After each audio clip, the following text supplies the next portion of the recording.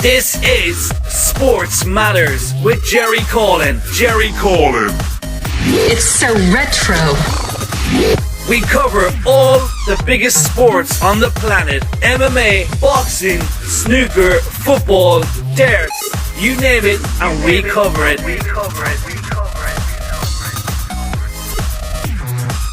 Check out all the latest interviews with Jerry and the Stairs weekly on Sports Matters.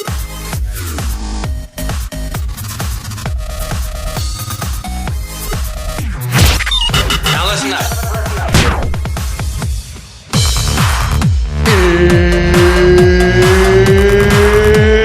It's time!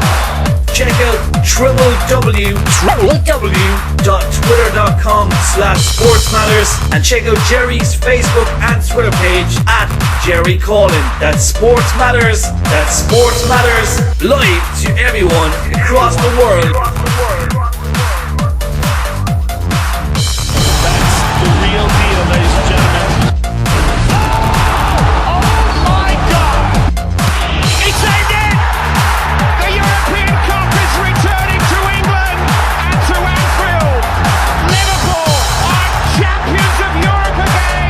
We also focus on local Irish talent, from MMA fighters to boxers to darts players and up-and-coming football and hurling players. Sport Matters provides a platform for you to hear the interviews you want to hear. So check out Sports Matters on Jerry's Facebook page, also on Mixcloud, Sports Matters. You want to hear an interview? Well, we'll make sure it happens at Sports Matters with Jerry Coughlan.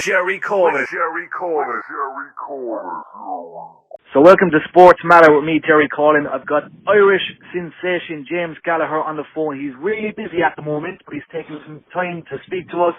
James, how's things? Oh, good man. Thanks for having me on. Anytime. So it's been a crazy couple of weeks for you at the moment, and of course you've got a lovely new contract with one of the biggest organisations in the world. First of all, tell us how that feels and how overjoyed were you with that? Oh, it feels amazing. It's like years of hard work. I'm probably 7-8 years in this game since I was 13. Like, I quit school just to train, moved in with my coach, John Carvin, and just putting in the work, and it's all I've ever dreamed of, and now it's just here in front of me, do you know what I mean? It's just there now for the taking, so I just have to keep working hard and get that belt. It's pure poetry and emotion, because as you said, you started really young, and I read in the Sunday World recently that you actually left school at a young age to pursue the dream, you know. So tell us, first of all, what was the parents like with that? Were they obviously they followed you and they told you go and, you know, accomplish your dream, but like for you, what was it like personally?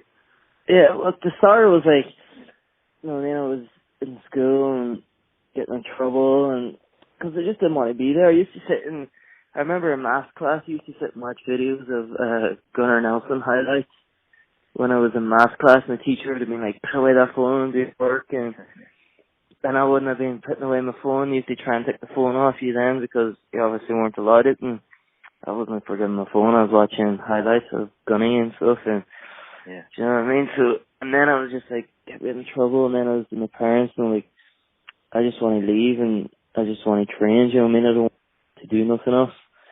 I'm not interested in nothing else, you know what I mean? I never was into really going out or, you know, with friends or anything. All I wanted to do was train, and then after a while then I eventually, like, one day I got in trouble in school or something, and I just said to the teacher, I'm not coming back, and I got up and walked out of the class, and I landed back to the house. I heard my man there, like, fuck you doing back from school till 1 o'clock or whatever, and then I just put it to him. I was like, listen, I really can't do this anymore. I just want to follow my dreams. I like promised him I'd put in the work, and I would you know, put it in and get here, and now here I am. Yeah, you're right. Like, it does, like, as I said, it takes people years to kind of know what they want. Like, you know, like, for me personally, I always kind of had an idea of what I wanted, but like, You know, I got to the age of like 25, 26, I'm like, you know, I need to kind of change it up. Like, but for you personally, like, you know what you wanted all along. Like, and it started at a really young age for you. Like, what age did you actually start kind of mixed martial arts and all that kind of stuff? You've accomplished so much already, like. Yeah, I started doing karate with my uncle, Kevy, when I was around 6 or 7. I did that for a couple of years, and then I drifted out.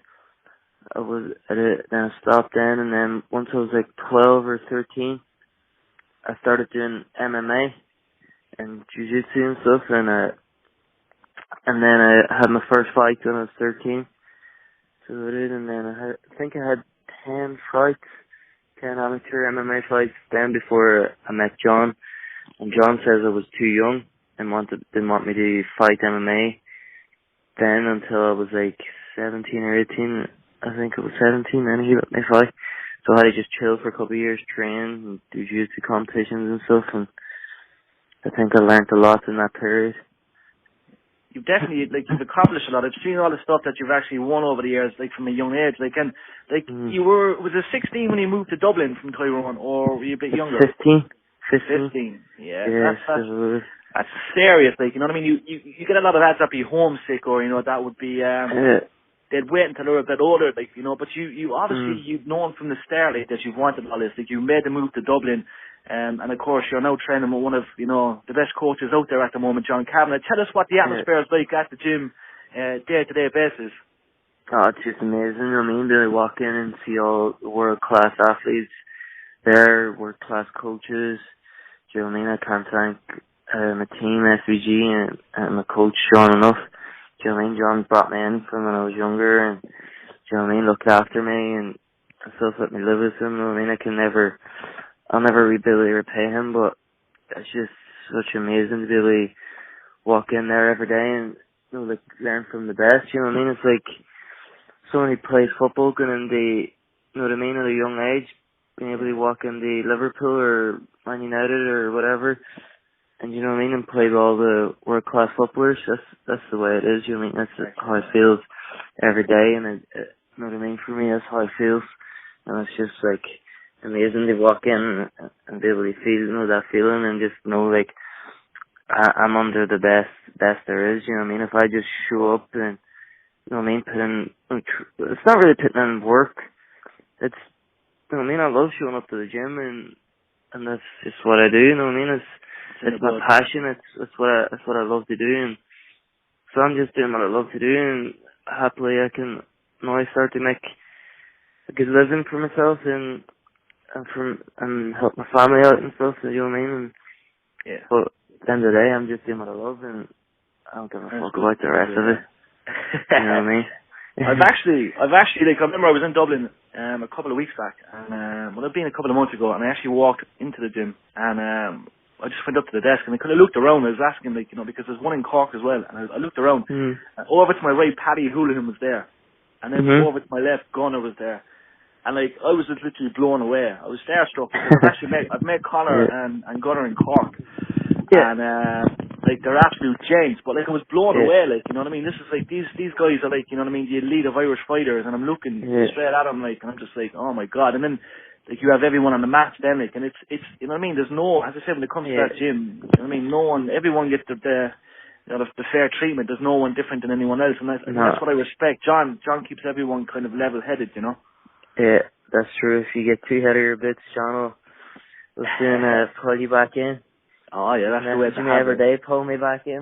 That's the way to have it. And, like, growing up for you, who inspired you growing up? Like, what kind of fighters would have, you know what I mean, really kind of ticked boxes for you growing up? Yeah, Dunny was a big one. So he was Gunnar Nelson when I was, like, younger and stuff. I really liked his style of fighting. Yeah. And I did karate and stand-up, and then his jiu-jitsu and wrestling. Then was, like, he used his karate to get to be able to use his jiu-jitsu and his distance and stuff.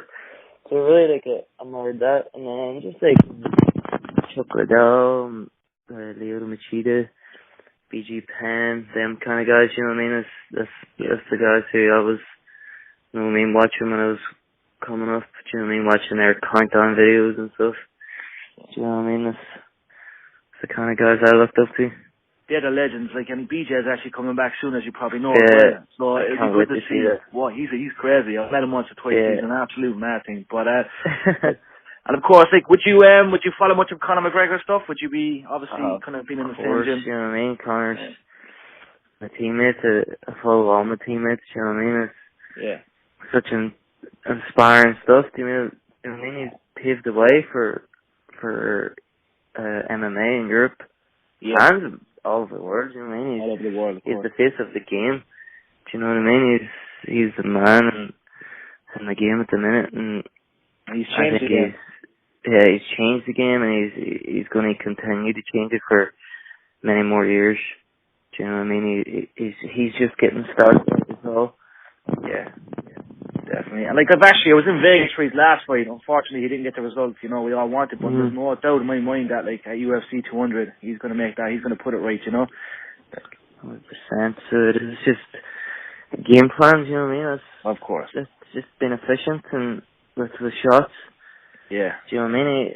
If you looked at the fight, when the two of them were fresh in the first round, it was easy to tell who the better martial artist was, you know what I mean? It's 100%. Didn't take a genius, it just blew out a little bit, and your man took advantage of it. Nate Diaz is an absolute great fighter, do you know what I mean? It's not someone who can go in and let something like that happen, but I think it's going to be a big difference come UFC 200.